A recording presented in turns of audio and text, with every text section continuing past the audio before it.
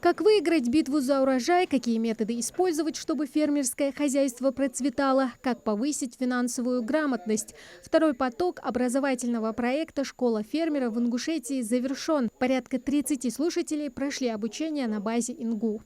Хочу пожелать нашим выпускникам дальнейших успехов. Путь сельского хозяйства – это действительно нелегкий путь. Все, кто работает в этой отрасли, это знают. Хочу поблагодарить также как руководство Ингушского государства, так и весь преподавательский состав. Обучение проходило по двум специальностям – зоотехния и агрономия. Программа включала не только теорию, но и практику на ведущих агропредприятиях региона. Участники изучали правовые основы, финансовое моделирование и маркетинг. Хорошо подготовились, получили знания. Тут были и начинающие фермеры, и те, которые давно уже работают. Да?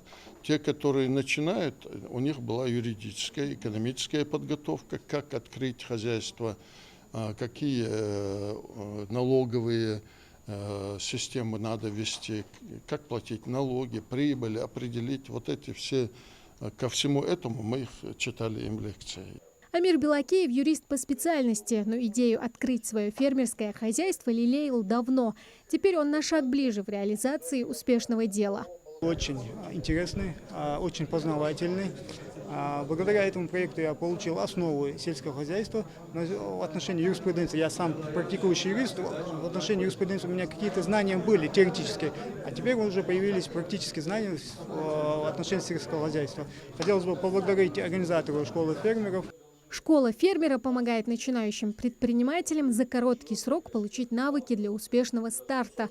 Особенно значимо, что в этом потоке половина выпускников – ветераны СВО. Для многих это первый шаг к мирной профессии. Итог обучения – разработка и защита собственных бизнес-проектов. Лучшие из них могут претендовать на грантовую поддержку. Мы надеемся, что получили знания, и эти знания им помогут в дальнейшем реализовать себя.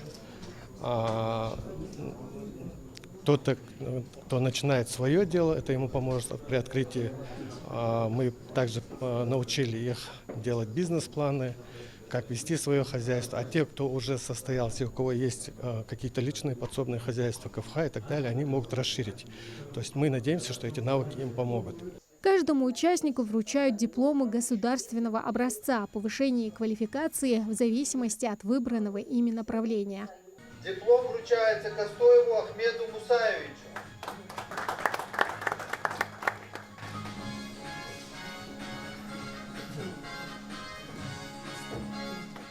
Тамара Хшагульгова, Хасан Евлоев, Магаз 24.